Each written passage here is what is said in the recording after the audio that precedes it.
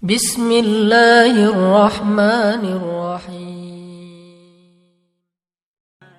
Kalau tadi saya ngasih contoh diselingkuhin itu sebetulnya cuman bercanda ya. Karena diselingkuhin ini pastinya bukan ujian, tapi musibah. Pengkhianatan ya, tidak ada tempat. Gimana kita ngelawan perasaan kita kalau lagi kayak gitu? Gimana kita ngelawan perasaan kita kalau lagi diuji? Gimana cara kita bersabar? Karena iman dan sabar itu bisa dibilang satu paket. Gak disebut orang beriman kalau gak sabar. Dan insya Allah orang yang sabar itu adalah ciri-ciri orang beriman. Gak mungkin disebut orang beriman kalau gak sabar. Kita pikir memang iman itu hanya ucapan. Kalau iman itu cuma ucapan, inna sholati wa nusuki wa mahyaya wa mamati lillahi rabbil alamin, gampang. Kalau iman itu cuma ucapan, hasbiyallah wa ni'mal wakil, gampang. Kalau iman itu cuma ucapan, la haula wa la quwata illa billah, gampang.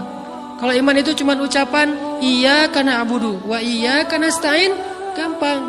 Tapi Allah mengatakan, wa ma hum bimu'minin. Ahasiban nasu ayyutraku ayyakulu amanna wa hum la yuftanun. Emangnya cukup dengan hanya mengatakan kami telah beriman lalu tidak diuji? Ternyata iman adalah sabar dalam ujian. Jadi nggak mungkin orang disebut beriman sementara dia tidak sabar, sementara dia emosional, sementara dia temperamen, sementara dia orangnya meledak-ledak, sementara dia orangnya mengeluh, sementara dia orangnya berputus asa. Nggak mungkin. Karena ulama mengatakan la tayasu, jangan berputus asa. Fa innal ya's laisa min akhlaqil muslim atau mukmin. Karena sesungguhnya keputusasaan bukan di antara akhlak orang yang beriman. Orang yang beriman itu tidak pernah berputus asa. Serumit apapun masalah kita, kalau kita punya yakin sama Allah bahwa Allah ala kulli syai'in qadir, maka kita pasti akan punya harapan. Kalau kita yakin bahwa Allahu Akbar, sebesar apapun masalah kita, Allah lebih besar daripada masalah kita, kan? Bukankah kita mendengar Allahu Akbar, Allahu Akbar? Ada gitu yang lebih besar daripada Allah? Harusnya kita tidak pernah berdoa kepada Allah sambil mengatakan, ya Allah, saya punya masalah besar. Itu sama aja dengan kita ngeledekin Allah. Sama aja kayak kita datang ke teman kita bilang gini, saya mau pinjam duit. Enggak akan banyak kok, saya tahu kamu kalau kebanyakan kamu enggak akan sanggup. Kan enggak mungkin kita ngomong gitu kan ya. Saya lagi banyak hutang nih, saya mau minta tolong sama kamu. Insya Allah saya enggak akan minta seutuhnya. Saya tahu kamu juga kurang duitnya, saya minta dikit-dikit aja lah. Kan enggak gitu kan cara kita minta tolong. Sama aja kita doa, ya Allah, saya punya masalah besar. Ngomong ke Allah punya masalah besar. Kalau kita ngomong ke manusia kayak gitu wajar, tapi ke Allah, ya Allah, saya punya masalah kecil nih. Apa? Ada hutang sedikit, berapa? 100 M. Allah kan ghaniyun, maha kaya. Jadi jangan pernah mengatakan 100 M itu besar di hadapan Allah. Kita ngeremehin Allah banget. Bukankah Allah maha kaya? Jangan pernah mengatakan bahwa musibah kita, ditinggalkan orang yang kita cintai, dibully seluruh dunia, itu besar di hadapan Allah. Bukankah Allah cukup buat kamu, kata kamu? Inna sholati wa nusuki wa mahyaya hasbiyallahu ni'mal wakil. Jadi Allahu Akbar. Sehingga kalau kita berdoa, ya Allah, saya punya sedikit masalah. Bukankah Umar pernah mengatakan, ya nafsi, idza dhaqat alaikid dunya, fala taquli ya rabbi indi hammun kabir, faquli ya hammun indi rabbun kabir. Wahai jiwaku, kalau kamu merasakan kesempitan, kegalauan, bingung, sakit, jangan pernah kamu mengatakan, ya Rabbi, saya punya masalah besar. Tapi katakanlah, wahai masalah, saya punya Rabb yang maha besar. Iman dan harapan, berharap, itu gak bisa dipisahkan. Iman dan sabar itu gak bisa dipisahkan. Iman dan berserah diri atau menyerahkan urusannya, tawakul atau kita nyebutnya tawakal, gak bisa dipisahkan. Bagaimana kita mau menyebut diri kita mukmin sementara kita gak sabar ketika diuji dengan perasaan? Alhamdulillah kalau kita selama ini masih bersabar dengan ujian fisik. Ujian fisik yang setiap hari kita alamin apa? Lelah, capek, pulang kerja, pulang sekolah, pulang dari kampus, ngaji. Capek kan? belum lagi macet-macetan, belum mandi pula. Dari tadi pagi, dari semalam kurang tidur dan segala macam, lelah, capek, ngantuk. Kadang-kadang sampai drop kesehatan kita. Kita bisa lalui itu, nggak apa-apa, capek-capek juga. Yang penting saya pengen belajar.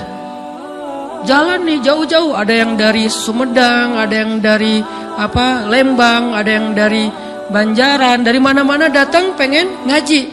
Jarak jauh nggak apa-apa, macet nggak apa-apa, lelah nggak apa-apa, habis duit nggak masalah. Tapi sampai di sini kesenggol dikit aja teman-teman kita, dalam ucapan mungkin, dalam ekspresi, kadang-kadang kita senyumin nggak dibalas senyum, atau mungkin hal-hal sepele itu bikin seolah-olah amal kita yang udah habis-habisan tadi jadi berkurang sampai habis pahalanya. Ujian perasaan. Kadang-kadang datang ke sini nggak ada rasa tidak nyaman sedikit mungkin dengan teman kita atau dengan orang yang di sebelah kita, akhirnya kita merasa tersinggung, akhirnya kayak jadi berlebih-lebihan di tangga, di pintu, pas keluar, di tempat wudhu, di mana, hal sepele sebetulnya, tapi mengganggunya bukan fisik kita, yang terganggu bukan harta kita, tapi yang terganggu perasaan kita nih, rasa nyaman kita yang terganggu, seolah-olah hilang semuanya. Jadi nggak berarti. Ini namanya ujian teman-teman. Mudah-mudahan kita bisa istiqomah dalam masalah perasaan ini. Pertanyaan sederhananya adalah gimana sih cara kita menghadapi itu? Saya juga lagi belajar, ini bukan kata saya ya, tapi saya coba merangkum dari beberapa hadis, dari beberapa ayat. Mudah-mudahan ini jadi semacam tips dari Allah, dari Rasul, cara kita supaya lebih sabar dalam menghadapi ujian, khususnya ujian perasaan. Pertama, saya mengambil dari hadis riwayat yang diriwayatkan dari Abu Hurairah, hadis Hasan. Nabi SAW mengatakan, "Ma yazalul bala'u bil mu'mini wal mu'minati fi nafsihi wa waladihi wa malihi hatta yalqallaha ta'ala wa ma 'alaihi khati'ah." Tidaklah seseorang selesai diuji, baik dia laki-laki, orang yang beriman, atau perempuan yang beriman, baik itu ujiannya terjadi pada dirinya, atau melalui anaknya, atau melalui hartanya, artinya ujian harta, ujian fisik, ujian perasaan, sampai dia bertemu dengan Allah, dan dia tidak punya dosa. Apa maksud dari hadis ini? Ujian itu tidak akan berakhir, kecuali kalau dosa kita sudah habis. Allah akan menguji kita terus untuk membersihkan diri kita dari dosa. Sehingga yang harus kita coba bangun awareness dalam diri kita kalau lagi diuji, Allah pengen membersihkan dosa saya nih.